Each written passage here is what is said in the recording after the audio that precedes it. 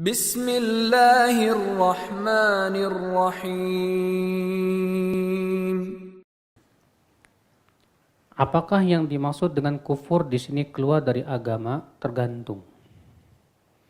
Yang jelas, Pak, pada asalnya memperolok agama Islam, memperolok ayat-ayat Allah itu termasuk pembatal-pembatal keislaman.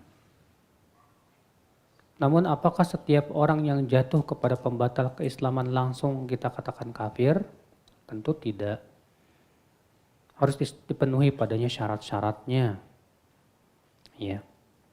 Maka dari itu kita harus melihat keadaan orangnya.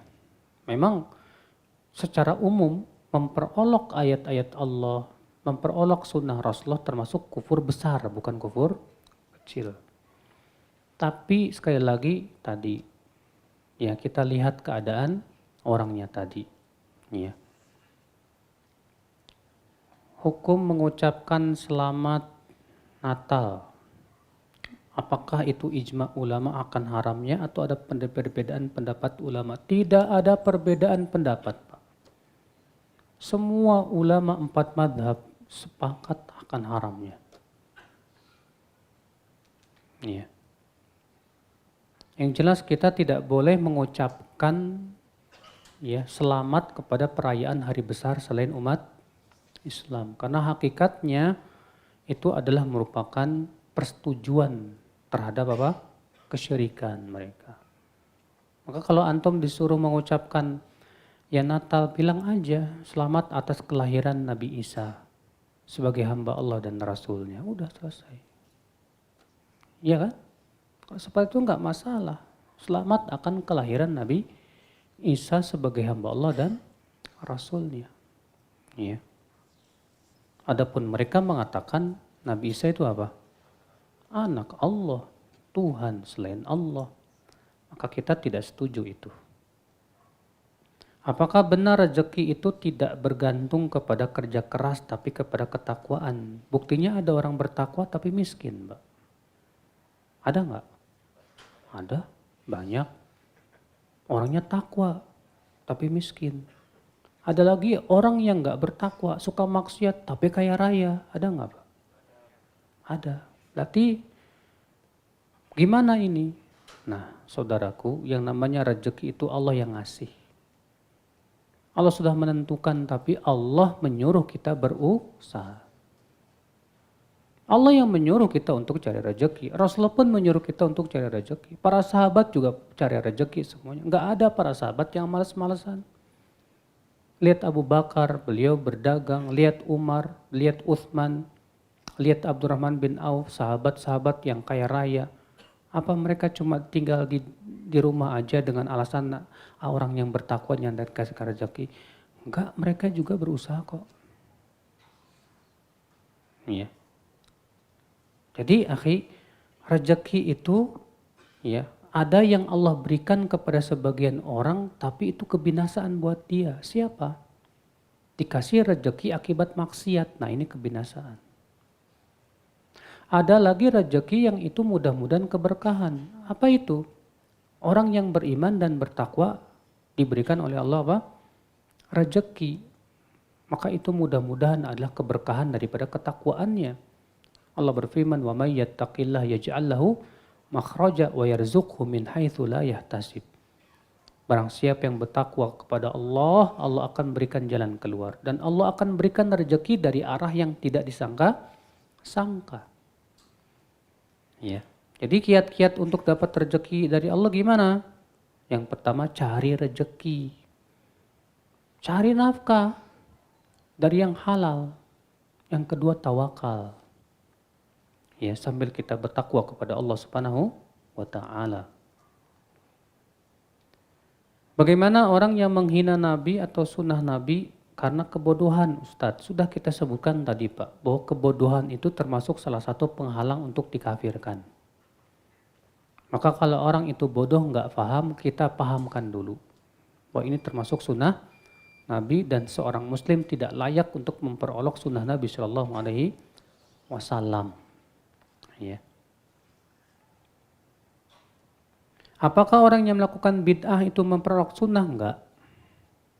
Orang yang melakukan bid'ah itu Pak hakikatnya karena memandang itu baik. Bukan dalam rangka karena dia memandang itu baik, menurut dia baik, dia lakukan. Ya.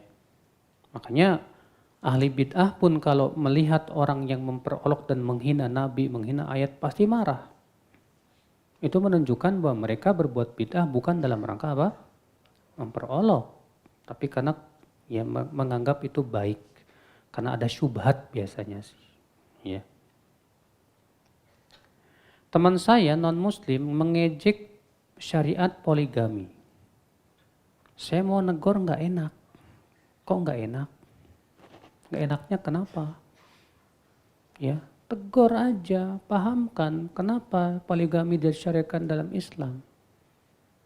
Ya, bahwa poligami itu hakikatnya keadilan. Poligami itu hakikatnya keajaiban. Bacain tuh bukunya Ustadz Firanda, kasih hadiah tuh. Keajaiban poligami.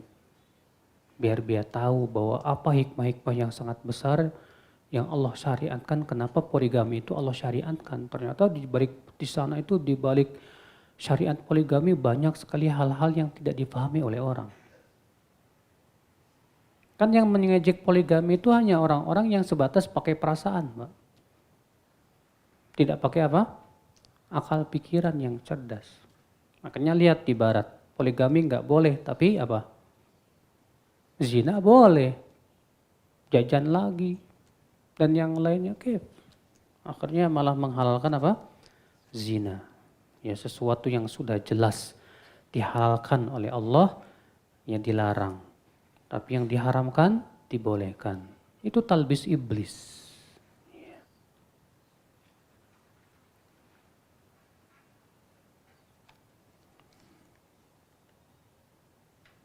Sebentar lagi saya mau menikah, alhamdulillah. Tapi saya masih ragu karena calon saya tidak cinta.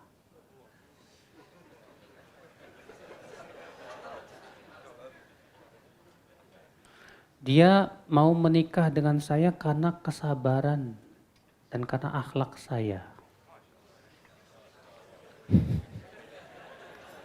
Ini orang merekomendasi diri sendiri. Merasa dirinya sabar. Merasa dia punya akhlak. Iya, sekarang nggak tahu kalau udah kawin. Lihat aja udah kawin, sabarnya bener nggak? Akhlaknya bener nggak? Terkadang kan kelihatannya kalau belum kawin doang. Ya, kalau ada perempuan mau menikah sama kamu karena menurut perempuan itu kamu akhlaknya baik, ya nggak masalah. Ada seorang wanita ditanya oleh suaminya di zaman Umar. Kata suaminya, ansyuduki billah. Ansyadtuki billah, aku mohon minta kamu dengan nama Allah. Tolong jawab. Dan tolong jujur. Ada apa? Kata istrinya. Kata suaminya, kamu cinta gak sama aku? Kata perempuan ini, kalau memang kamu minta kejujuran, jujur aku gak cinta sama kamu. Rupanya wanita ini gak enak. Akhirnya datang kepada Umar bin Khattab, nanya. Apa kata Umar, kenapa kamu tidak berdusta saja? Berapa banyak rumah tangga yang tidak didasarkan kepada cinta, tapi didasarkan kepada berharap pahala. Iya. Iya. Dan kecantikan dan kegantengan itu Pak sementara. Udah nikah paling setahun 2 tahun bosen. Ngelihat perempuan lain lebih cantik biasanya. Tapi akhlak itu tidak bisa diganti. Setelah menikah itu yang nomor 1 itu nanti akan kalian apa? Akhlak. Makanya wanita ini lebih cerdas dari antum. Iya, wanita ini lebih cerdas dari antum. Dia ngelihat akhlak. Kenapa? Karena kebaikan akhlak tuh nggak bisa digantikan dengan apa? Kegantengan. Kalau ganteng bakalan pudar. Kalau ganteng mungkin banyak lebih ganteng dari kamu. Tapi masalah akhlak tidak bisa. Makanya sepertinya kamu ya tidak lebih cerdas dari dia.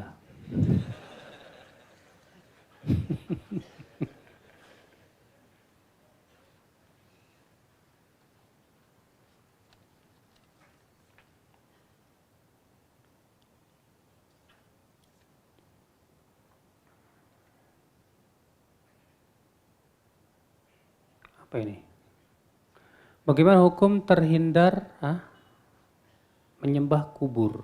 Apakah kita harus hukumi kafir atau masih diberi udzur? Ya akhi, menyembah kuburan.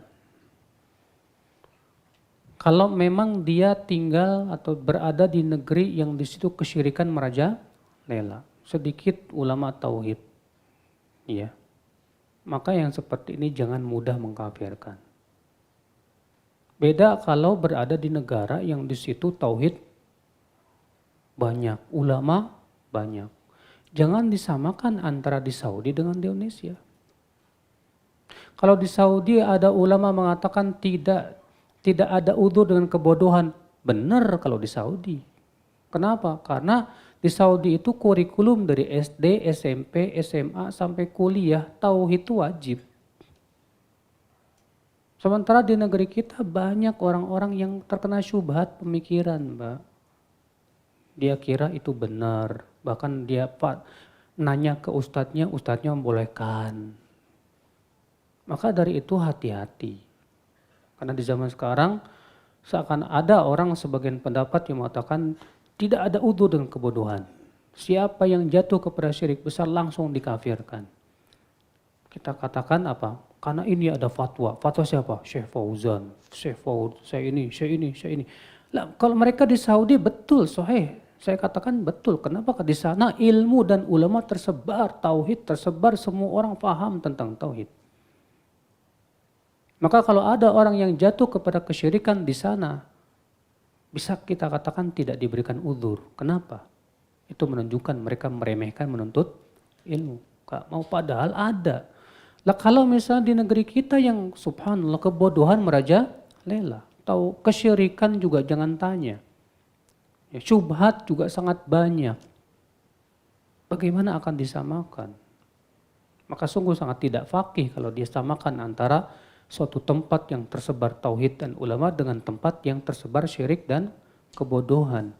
Kemudian dihukumi sama. Ini tentu ya menunjukkan ketidakfaqihan.